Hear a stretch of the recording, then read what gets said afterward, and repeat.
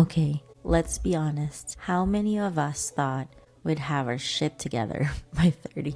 Like, growing up, I think we all had this vision that by now we'd be financially stable. Maybe married, probably with kids, living in our dream house, waking up at 6 a.m. to go for a walk in the park and do yoga or anything like that. Meanwhile, I'm over here trying to figure out what to eat for dinner, without spending too much money. That's my Tamagotchi plus Pecha di Peligro combo for the win. Welcome back to Relatable with Nikki Sia. If you're new here, this is where we talk about all the things that make adulthood fun, frustrating, and totally confusing. And today, we're tackling the reality of being in your 30s, what no one prepared us for. I would say this can also be more of like a part 2-ish to the first episode, where we also kind of discussed adulting 101 with my friends Argentina.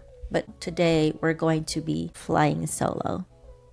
Okay. So what did you think your 30s would look like when you were younger? When I was younger, I actually thought that 30s was old. Let's be honest here. Na kapag sinabi mo na 30 na yung isang tao, it means that this person is probably a mom or a dad, probably not just one kid, probably tatlo, apat. Most of my mom's friends, by their 30s, they already had 4 kids, 5 kids. So I thought it was gonna look similar to that. At the same time, naisip ko din na I would be so successful in my career.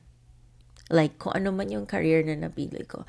Nung bata ko, I was thinking I wanted to become a flight attendant, but I'm short. So, of course, nung bata ko, I didn't think that. But I thought I was gonna be traveling to so many countries, so many places. By 30s, I'd be like a purser or whatever. Just FYI, so my ate is a flight attendant. So I was pretty familiar how that looked like. And that's how I imagined my life was gonna look like from there. And the biggest surprise actually about being my 30s now is realizing na there's still actually a lot to learn. Kasi bata ako, akala ko my parents by this age, they already had it figured out. Akala ko alam na nila lahat ng ginagawa nila. They have planned everything and we were just kind of following kung ano man yung gusto nilang gawin, and they are super confident. They know exactly what they're doing. They minimize the mistakes. That's what I thought. And yun yung biggest surprise ko, because right now I realized na, oh my God, we're all just swinging it. Like parang hit or miss for everybody. But I think one of the things I like about being 30 is that yung character development as a person and getting to know yourself more. Kasi I feel like yung teenage years natin was more of parang we really didn't care. We thought we were Superman. Okay, I'm just gonna swing this. I can do everything. I'm so powerful. I can do everything.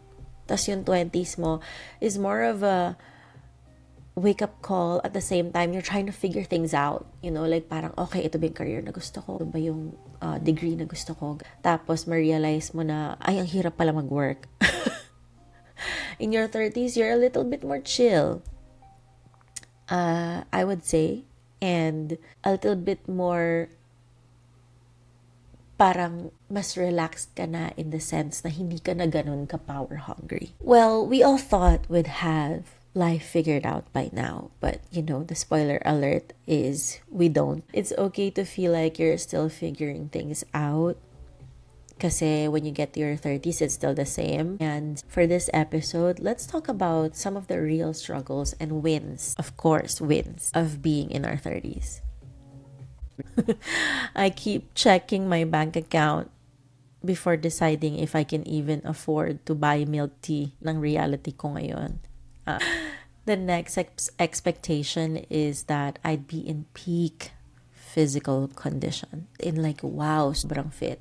Growing up, sino ba yung mga parang nakikita natin growing up, like models, good-looking women. When we were growing up in the 90s and 2000s, wala naman yung mga love your body, don't do body shame or whatever. Like, people would body shame. My mom, she would consistently tell me, don't put your your hair in a bun because you look like an elephant or something. And I was thin. I was like 100 kilos back then. That was crazy. But, so akala ko when I was gonna grow older and get to my 30s, it was gonna be the same. I would be super fit. But the reality is, ay, masakit na ang likod. Magkamali lang ako ng tool, sakit na din ang leeg ko.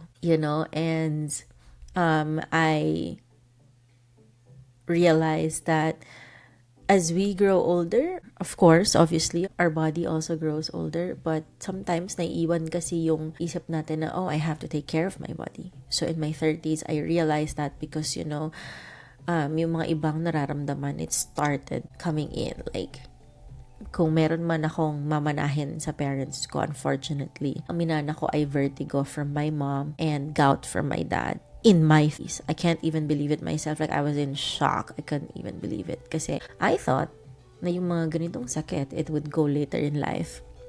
And boy, was I wrong. So my next expectation is I would have a thriving social life. Ang keyword doon ay thriving. Akala ko, I would have so many friends, parang nakita natin sa movies. Like, parang, wow, dami yung friends. And I also saw this in my mom, right? Because she had so many amigas. My mom was definitely an extrovert, whereas I am the opposite. She would go see her amigas like at least once a month. And when I say amiga, she has so many amigas, like amiga groups. Marami siyang group ng BPI kasi she used to work as a teller. BPI, meron siyang group for this certain group of people, another group of... I don't even know how she kept up with everybody. Pero I thought it was gonna be the same for me. The reality is, making plans is exhausting. I cancel plans I made super excitedly 3 days ago. I don't know if dahil ba I'm a Cancerian or talagang gano'n na lang talaga in your 30s. Parang mas sabi nga ng mama ko, mas komportable sa bahay. So, ano ba yung biggest expectation versus reality moment that I've had? I guess everything was going to be handed to me on a silver platter. When I say that, what I mean is everything is just going to unfold like the movies. Like, everything is going to be, rose-colored and everything like that. Pero I realized that, being an adult actually takes so much work. So, pagdating sa career in our 30s, syempre, you will see some people are thriving. I can see some of my friends, especially now that we have social media. Some people are pivoting, some are still figuring it all out. That's all valid. So, kung anumang stage ka in your life, those are all valid stages. And it's okay to reset over and over again. You have no idea how many times I had to reset my life. Just a little background. I am not yung perfect kind of life. Actually, I think when I was 15, my dad used to tell me that I had a very colorful life, that he was scared for me. I did things too early, and sometimes it was a bad thing. So I didn't graduate college on time. I actually went back to college in my late 20s. So I graduated when I was 34, right? And now I'm trying to kind of like take up my masters and everything like that, kind of catch up. But that just proves na, life is not this roadmap that by 30 you have to be this perfect person. Diba? But by 30, may asawa ka na or may anak ka na or dito ka na sa point ng career mo. No. Sometimes you start early, nagtrabaho ka kagad. So, pagdating mo ng 30s, director ka na, manager ka na, or whatever. But sometimes, you also start work at 30. Diba? And that's okay. Friendships in your 30s, it makes planning feel like scheduling a business meeting. Laging parang, okay, are you available on this date? Okay, sige, schedule na lang natin ganun. Ange, who was my guest in episode 1, when I went to visit her sa Canada, she would send me calendar invites to book yung mga gala namin and any trips that we were gonna do, just to keep up and remember, these things. Because syempre yung memory natin pag nag-30s na tayo or habang tumanda tayo, medyo nagde-decline na din siya. And don't even start with aging. Kasi when I was in my teens and in my teens, I felt like, wow, I have good skin, I have like, wow, alam mo yun. Although I was acne prone when I was younger, I still felt like, wow, it's shiny, it's glowy. Pagdating mo ng 30s, kailangan mo na mag-facial, girl. Kailangan mo na mag-anti-aging. Mind you, akala ko nung bata ko, you should only start anti-aging when you're already actually aging. So, hindi pala ganun yun. Dapat pala prevention. So, dapat before ka pa mag-show ng signs of aging, you're already taking all this anti-aging stuff. And taking care of your body, of course. That's the most important thing. Okay, so let's talk more about the real struggles that no one warned us about. So, in friendships, I think as you grow older, especially in your 30s, friendships get weird because making plans in your 30s is, impossible. People move away, some people have kids, some people just disappear. And minsan, hindi pa nga sila nagpapaalam. Nagulat ka na lang na, ay, hindi na pala kami nag-uusap ni ganito. Ay, hindi na pala siya nag-chat sa akin. Ay, wala na pala siya sa Facebook or whatever. So, being in your 30s is just accepting na some people move on. Some people move on with you. Some people move on without you. Ganun talaga. Diba? And they will no longer prioritize your friendship kasi teenager ka at nung 20s ka, kaya mo pang i-convince yung kaibigan mo na, mag-absent ka na lang, punta na lang tayo sa ganito, mag-inuman tayo or punta tayo sa club or whatever. Pag 30s ka na, hindi na, wala nang ganun. Pag sinabi ng kaibigan mo, may anak ako, I have to be there, wala ka nang magagawa. Of course, diba? Family supersedes everything. And by this time, friendships take effort. Who knew? Who knew that friendships would take effort? And then, the next one is the quote-unquote, am I behind in life syndrome? Yan talaga ang ating topic for today. Because now that we are in our 30s, sabay-sabay na experience ang social media. So seeing people in social media getting promoted, engaged, or, buying houses, buying cars, gaining this, gaining that. Minsan, it is nice to celebrate these wins for our friends, our family. Pero sometimes, it makes other people feel like you're stuck while everyone else is moving forward. So it could be a good thing and a bad thing. And in your 30s, matututo ka kang i-regulate yung sarili mo, including your emotions, including how you feel, how you react. And you'll realize that no one actually has it together. There was a time when I visited my good friend Ange. So, as you know from the previous episode, she's based in Canada, in Calgary. Tapos si Tina na, she's based in Australia, while ako yung naiwan dito sa Pinas. So, for the first time, I was going to Canada because I wanted to see Ange and kind of like get to know yung life niya doon kasi she moved to Canada after we graduated grade 6. So, pretty much doon na siya lumaki. And I found out from her that she finally bought a house, which made me super happy. And I also found out na, I think about, please don't quote me on the exact time, pero ang alam ko, Tina also bought her own house or something of that sort, probably like a year earlier than her. So, nung dumating ako sa Canada, bahay ni Ange, there was a moment, I think I would say a good 1 to 2 weeks, where, syempre, hindi ko na yun sinabi sa kanya hanggang sa siguro napansin na because, we're super close. So, she gets me. Like, unang kita niya pa lang sa akin, alam niya there's something wrong. But usually, what she does is pinapabayaan niya lang ako to just deal with myself first in the first few days. Tapos finally, she approached me and she asked what's wrong. Of course, I didn't want to tell her kasi nga, I wanted to keep that all to myself. But I was talking to Casey on the side. Pero syempre, it's also different if you're, 1,000 miles apart. Pero yun nga, when I was alone, I started to get sad. Not sad because of their achievements, but I started to question myself kung bakit nahuhuli na. Bakit yung dalawang kaibigan ko are so successful career-wise, and they've all bought their own houses, they all have their own cars, they're so established. Like, parang wala na silang problema sa buhay and, they're just gonna have to pay their mortgage, their car loans or whatever. And okay na sila. Samantalang ako, bakit parang nagsisimula pa lang ako ulit? Parang feeling ko nakailang restart na ako sa buhay ko.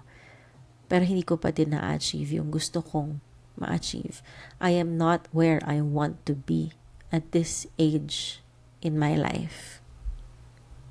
And syempre, ang social media, it also does not help kasi nakikita din natin na yung mga kaibigan natin, sometimes older than us, sometimes younger than us, sometimes the same age as us, nakikita natin na they're also being successful. So, you're starting to doubt your timeline. Diba? So, I was starting to cry. I was starting to feel so bad about where I was. And I started to feel so sad. Tas finally, nagkausap kami. And that is why I love this friend of mine, diba? She explained and reminded me that just because may sarili na silang bahay doesn't mean that hindi sila naiinggit sa life na meron ako. Nung nag-usap kami, they told me how much they actually like my life. Kasi I get to travel. Last year, in 2024, I went to 6 countries. So, a whole chunk of that in Asia. And then I went to Canada. Tapos nag-stop over ako sa US for a bit. And samantalang sila, they said they had no choice but to kind of work their ass off. Kasi they have to pay for mortgage. They have to pay for the car loan. They have to keep up yung kanilang life. Yung lifestyle nila. Samantalang ako, I'm just roaming around everywhere, wherever I want to go. Alam, parang weekend, okay, punta akong Taiwan. This holiday, okay, I'll go to Bangkok or whatever. So, sometimes it is true that the grass is greener on the other side. It always looks better from the other side of the fence. And sometimes, kailangan natin i-remind ang mga sarili natin na just because their life looks nice on social media or when you look at it, it doesn't mean that it's all perfect. Lahat tayo may kanya-kanya tayong struggles. And it's just about, making sure that your plants are watered, you're feeding yourself the right information, right knowledge, you're equipping yourself with new skills, and doing what you want. And I realized that what I actually want is not that huge house or that new car.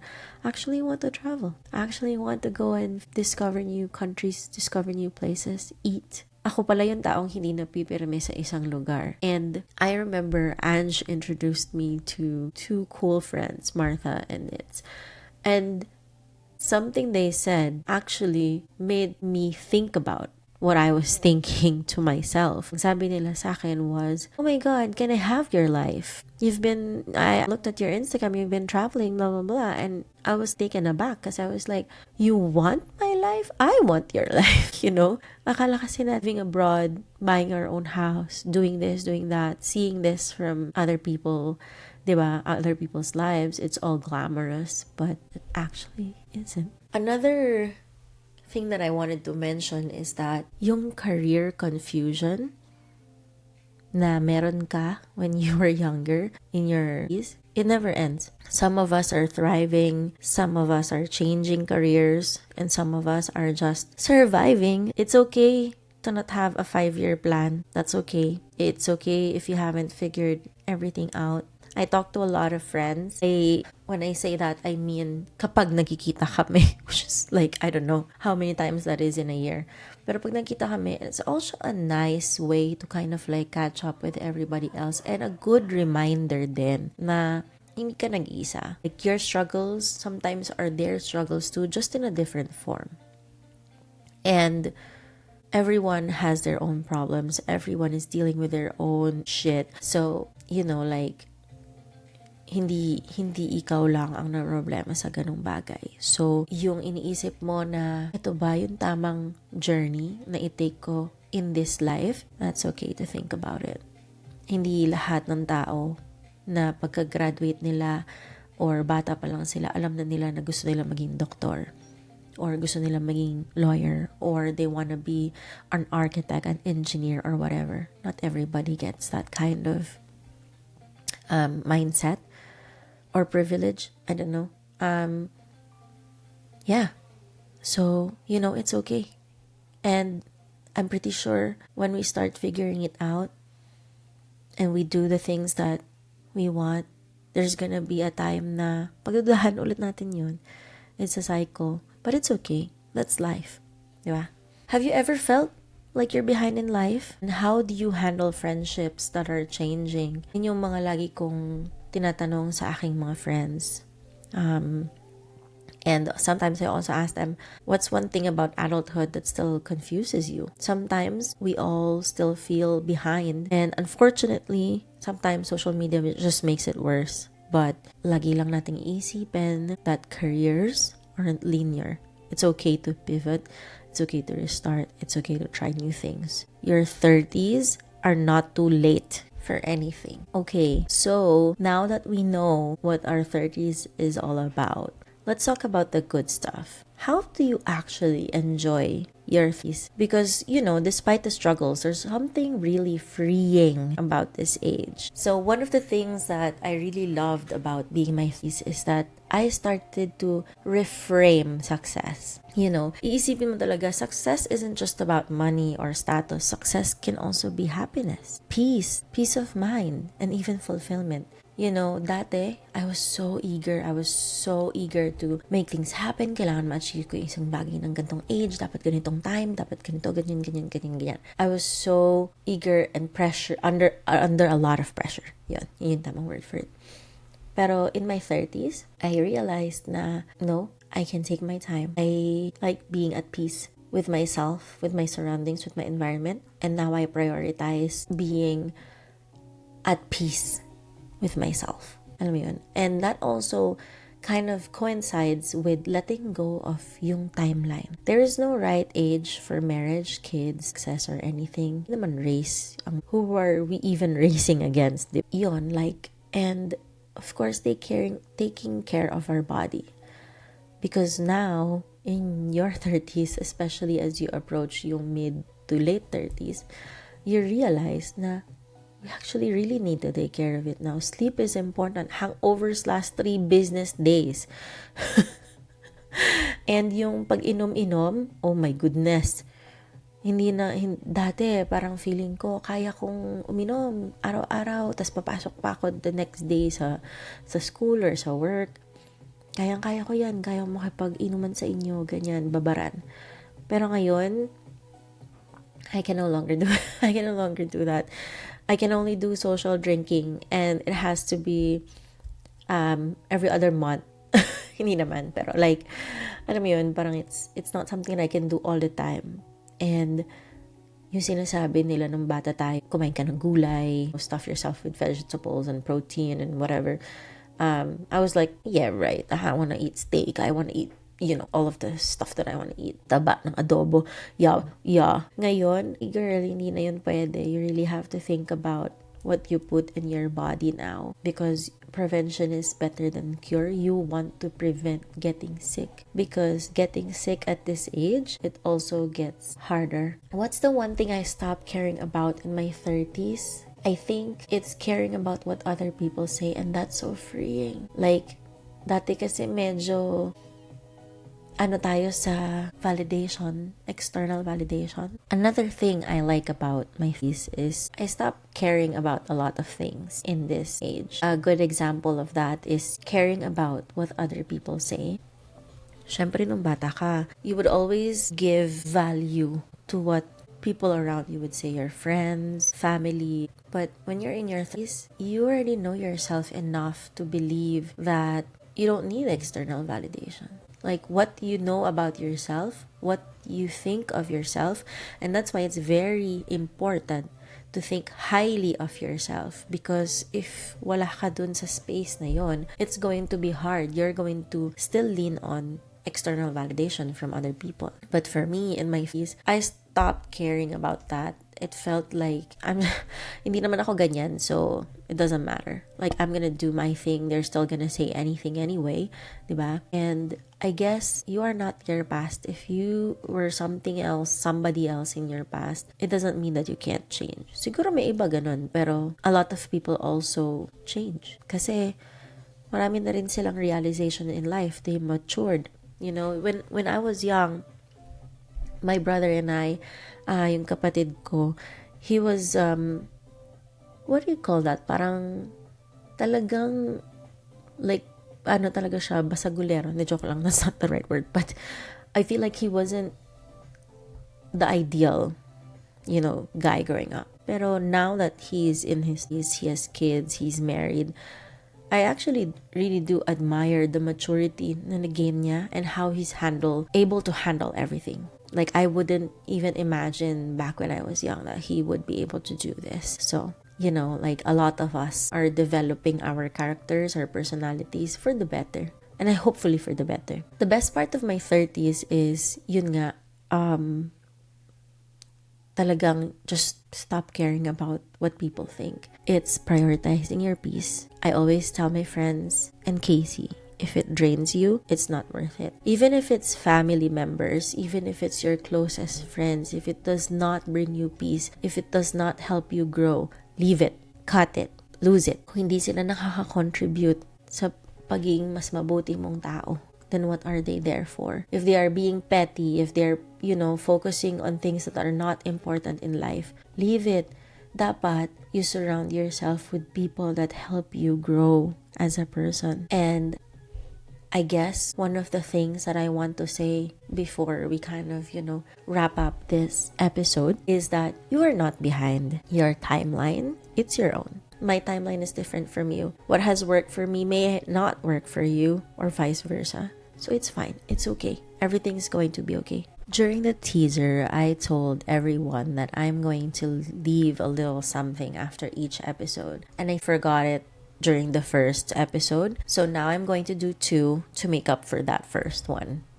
Okay, so what I'm going to leave behind is something that I create, more of like a saying or a quote to leave you by and kind of like supercharge you until the next episode, right? So the first one is, life is now. You're not waiting for life to start. It's happening right now. The moments you've brushed past, they were never empty. The laughter in between, the gentle pauses, the way sunlight slips into your room on a lazy morning, this is your life unfolding. Let yourself live it, even the imperfect parts, because one day you'll look back and realize every single second was worth it. And for the second one, moving on isn't about forgetting. It's about accepting. It's letting the hurt sit beside you until one day you look and it's simply smaller. And then you're lighter. Somehow, like a weight you thought was a part of you just drifts away. Trust that time in its quiet way is healing even the places you can't reach.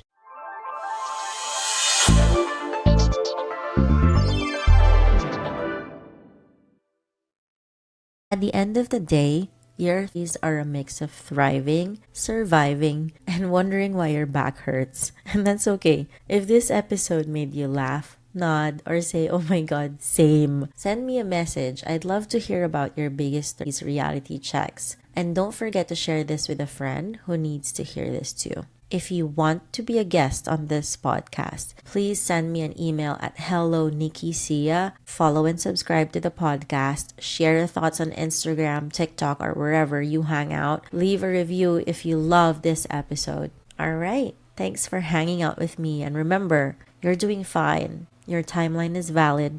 And yes, your back will hurt. But at least now you know why. See you next time. Bye.